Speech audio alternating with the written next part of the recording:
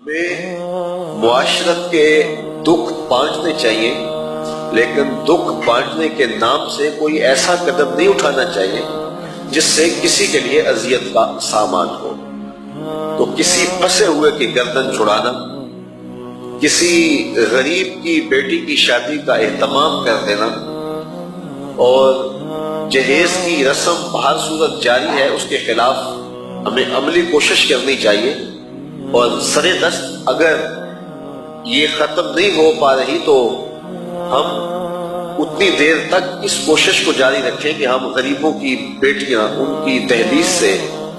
جو ہے وہ پیا گھر بھیجنے کا اہتمام کریں، لیکن یہ مہربانی کریں کہ غریب کی بیٹی کا تماشا نہ بنائیں اور ان کو اخباروں کی زینت نہ بنائیں، چپکے سے تنہائی سے ان کی مدد کریں۔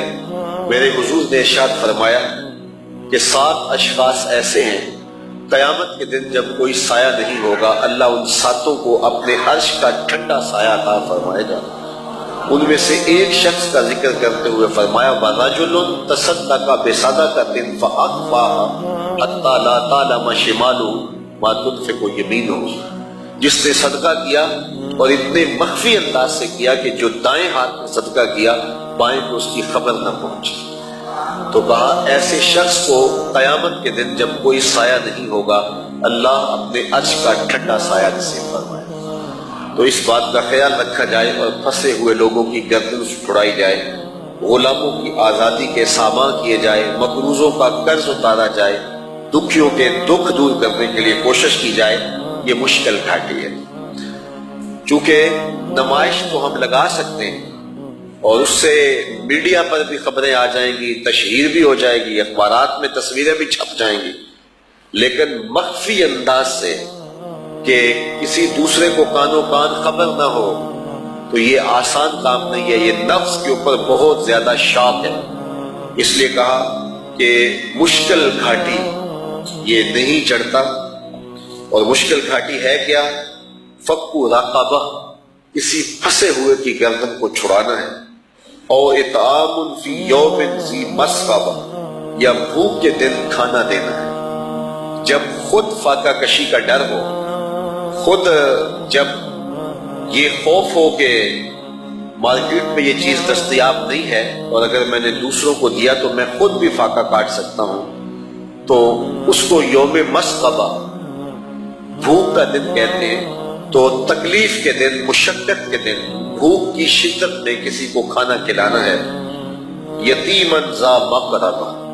کسی قریبی یتیم کو۔ یہاں ذا مقربہ فرمایا گیا، علماء تفسیر لکھتے ہیں کہ قریبی یتیم کی بندہ مدد کرتا ہے، وہ بھتیجا ہو، وہ بھانجا ہو، تو معاشرے سے داد بھی نہیں ملتی، لوگ کہتے ہیں اپنوں کی ہی مدد کر رہا ہے۔ تو اس لیے بہت سارے ایسے لوگ ہیں کہ جو قریبی عزیزوں کو نظر انداز کر دیتے ہیں اور وہ مجلس سجا کے اور جو ہے وہ فوٹوگرافر بلا کر دوسرے لوگوں کی مدد کر رہے ہوتے ہیں، اس لیے کہ اپنے بھتیجے اور بھانجے کی تصویر تو اخبار میں لگوانے سے رہے۔ تو وہ کسی زمانے میں کہا جاتا تھا کہ نیکی کر دریا میں ڈال، اور اب یہ ہے کہ نیکی کر اخبار میں ڈال، تو نیکی کر چینل میں ڈال۔ تو اب وہ اپنے قریبی رشتہ دار کی، بھانجے کی، بھتیجے کی تصویر تو کوئی لگوانے سے رہا، تو ان کو نظر انداز کر دیا جاتا ہے، اور جہاں سے داد ملنا ہوتی ہے وہاں مدد کی جاتی ہے۔ قرآن نے کہا کہ مشکل گھاٹی یہ ہے کہ جو قریبی یتیم ہے اس کی مدد کی جائے، بلکہ ایک روایت میں آتا ہے کہ بہترین صدقہ وہ ہے جو ایسے رشتہ دار کو دیا جائے جو تم سے ناراض ہو، جو ناراض ہے تم سے، اس کو اگر صدقہ کیا جائے تو وہ بہتر صدقہ ہے، اس لیے کہ اس میں نفس شامل نہیں ہوگا۔ ہم کہیں گے ہم کیا شریک کو پالیں جو ہمارا جو ہے وہ خاندانی طور پہ ہماری مخالفت میں ہے، ہم اس کی مدد کریں؟ تو میاں وہ اگر پھنس گیا ہے مصیبت میں تو ہاں اس کی مدد کرو۔ یہ نفس پہ شاق بہت ہوگا، نفس اس کی اجازت تمہیں نہیں دے گا، لیکن جب تم اس کی مدد کرو گے عرش کا رب راضی بڑا ہوگا۔